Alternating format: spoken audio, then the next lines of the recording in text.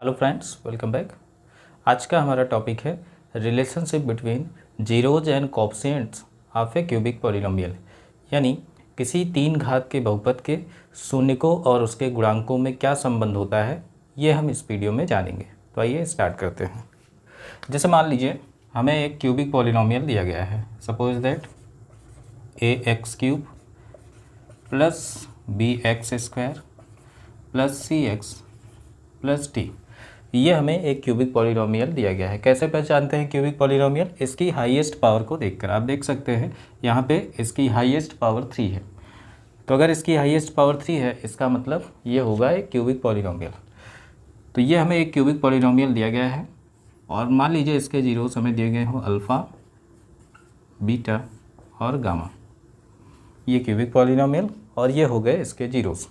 तो देखिए होता क्या है, अगर हमसे पूछा जाए सबसे पहली चीज़ sum of zeros, some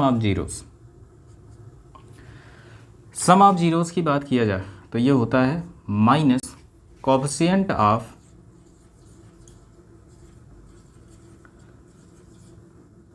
x² और divided by coefficient of x³। ये कुछ इस तरह से हमें लेना है।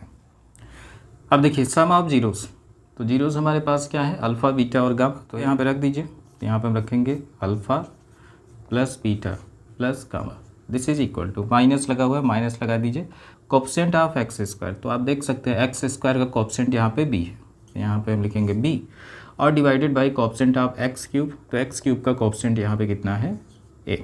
तो ये हमारा बन गया पहला फॉर्मूला। अगर कहीं पे हमसे पूछा जाए सम ऑफ जीरोस यानी alpha plus beta plus gamma की वैल्यू, तो ये होता है -b/a के इक्वल। चलिए नेक्स्ट आते हैं सेकंड नंबर पे, product of zeros taking 2 at a time. Product of zeros taking 2 at a time, यानी दो जीरो को लेकर अगर हम मल्टीप्लाई करते जाएं और उनको ऐड करते जाएं तो वो किसके बराबर होता है, कोएफिशिएंट ऑफ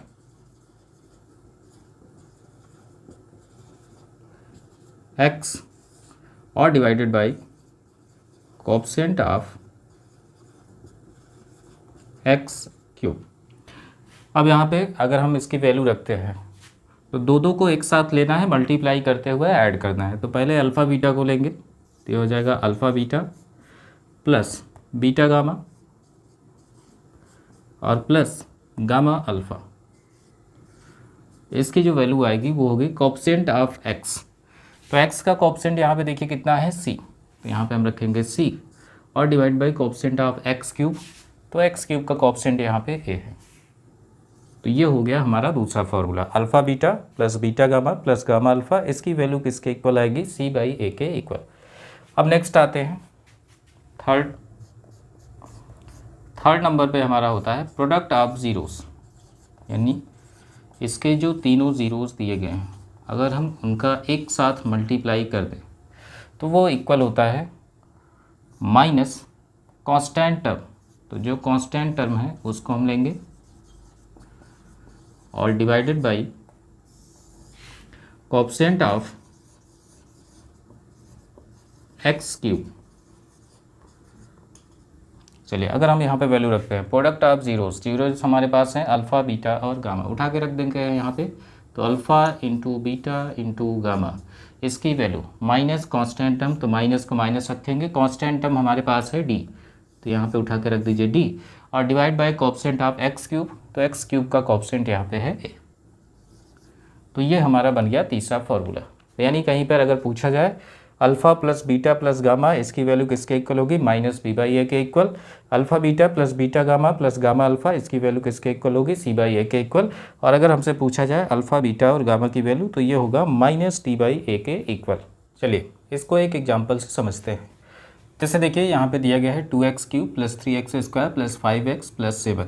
ये क्यूबिक पॉलिनोमियल है और इसके जीरोस दिए गए हैं अल्फ़ा बीटा गामा। तो हमसे पूछा जा रहा है alpha plus beta plus gamma की वैल्यू क्या होगी। दूसरे नंबर पे alpha beta plus beta gamma plus gamma alpha, इसकी वैल्यू क्या होगी।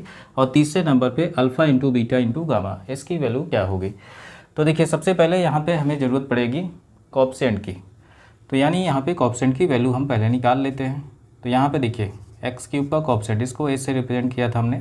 तो ए की वैल्यू है 2, ये है बी की value, this is equal to 3, ये है सी की वैल्यू 5, और जो बच गया कांस्टेंट टर्म ये है हमारा डी, इसकी वैल्यू है 7। अब यहाँ पे आ जाइए फॉर्मूला लगाते हैं। तो alpha plus beta plus gamma, इसकी वैल्यू होती है -b/a। अब यहाँ पे इसकी वैल्यू उठा के रख देते हैं। तो ये हो जाएगा alpha plus beta plus gamma, this is equal to minus B की वैल्यू हमारे पास 3 है, तो यहाँ पे 3 रख दीजिए, डिवाइड बाई ए की वैल्यू हमारे पास है 2। तो ये हो गया alpha plus beta plus gamma की वैल्यू। ऐसे यहाँ पर आते हैं alpha beta plus beta gamma plus gamma alpha, इसकी वैल्यू होती है c/a के इक्वल। चलिए वैल्यू उठा के रख देते हैं। तो ये हो जाएगा alpha beta plus beta gamma plus gamma alpha, this is equal to c। तो c की वैल्यू हमारे पास है 5 और डिवाइड बाई ए की वैल्यू हमारे पास है 2। तो यहाँ पे हम उठा के रख देंगे। तो ये हो जाएगा alpha beta plus beta gamma plus gamma alpha की वैल्यू। अब नेक्स्ट आते हैं alpha into beta into gamma की वैल्यू। तो देखिए फॉर्मूला यूज़ करेंगे alpha beta gamma cubic polynomial के लिए, इसकी वैल्यू क्या थी -d/a। अब यहाँ पे वैल्यू उठा के रखेंगे। तो ये हो जाएगा alpha into beta into gamma, this is equal to minus D की वैल्यू उठा के रखेंगे। तो डी की जगह यहाँ पे देखिए कितना है 7 और ए की जगह यहाँ पे कितना है 2। तो यहाँ पे हम उठा के रख देते हैं डी की जगह 7 और ए की जगह 2। तो ये हो जाएगा alpha into beta into gamma की वैल्यूज़। चलिए आगे बढ़ते हैं और एक नेक्स्ट एग्जांपल लेते हैं। देखिए यहाँ पे हमें एक क्यूबिक पॉलिनोमियल दिया गया है x cube minus 3x² plus x plus 1 और इसको जीरोस दिए गए हैं a माइनस बी, a और a प्लस बी। तो हमसे कहा जा रहा है फाइंड आउट करिए a और b की वैल्यूज़ क्या होंगी। तो देखिए इसके लिए सबसे पहला काम हम यहाँ पे कोएफ़िशिएंट की वैल्यू निकालेंगे। अब यहाँ पे देखिए चूँकि पहले ही स्मॉल लेटर का यूज़ किया गया है तो हम यहाँ पे कैपिटल लेटर्स का यूज़ करेंगे। तो एक्स क्यूब का कोएफ़िशिएंट यानी इसको हम a से रिप्रेजेंट करते हैं, यहाँ पे कुछ नहीं यानी 1 छिपा हुआ है। फिर आ जाइए x² का कोएफ़िशिएंट यानी b की वैल्यू यहाँ पे कितना है -3, x का कोएफ़िशिएंट यानी c, यहाँ पर भी कुछ नहीं यानी 1 छिपा हुआ है। नेक्स्ट जो बच जाए वो कांस्टेंट टर्म d और इसकी वैल्यू कितनी है यहाँ पे 1। तो हमने यहाँ से a, b, c और d की वैल्यूज़ निकाल ली। नेक्स्ट अब यहाँ पे जो दिया गया है ये क्या है, इसके जीरोस, यानी यहाँ पे हमें 3 चीज़ें दी गई हैं। तो क्या क्या दी गई हैं हम यहाँ पे लिख लेते हैं। तो अल्फ़ा की वैल्यू, ये किसको बता रहे हैं अल्फ़ा की वैल्यू, तो अल्फ़ा की जगह हमें दिया गया है a minus B. Next beta यानी सेकंड जीरो ये हमें दिया गया है a और थर्ड जीरो यानी गामा, इसकी वैल्यू दिया गया है a प्लस बी के इक्वल।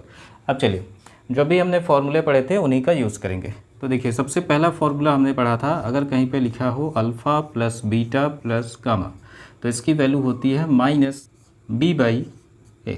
चलिए वैल्यूज़ उठा के रखते हैं। तो अल्फ़ा की वैल्यू हमारे पास कितनी है यहाँ पे a minus B plus beta, इसकी वैल्यू है हमारे पास a प्लस गामा, तो गामा की जगह हमारे पास कितना है a plus B, this is equal to minus लगा दीजिए b की वैल्यू। तो b की वैल्यू है हमारे पास -3, तो इसको हम ब्रैकेट में लिखेंगे डिवाइडेड बाई a।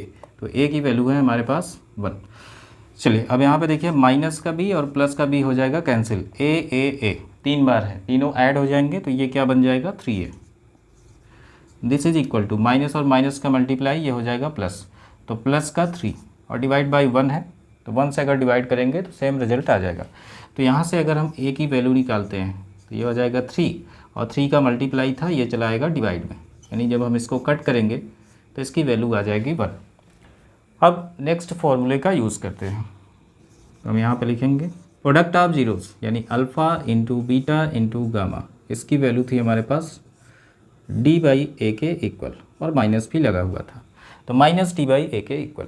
अब यहाँ से अगर हम इसकी वैल्यू रखते हैं तो अल्फ़ा की value a minus B into beta की वैल्यू ये हमारे पास है a इंटू गामा की वैल्यू ये है हमारे पास a plus B, this is equal to minus D की वैल्यू हमारे पास है 1 और डिवाइड बाई ए, तो ए की भी वैल्यू हमारे पास कितना है 1। चलिए अब यहाँ से ए की वैल्यू उठा के रखेंगे क्योंकि ए की वैल्यू हमने यहाँ से निकाल ली है, तो ए की जगह हम उठा के रखेंगे 1।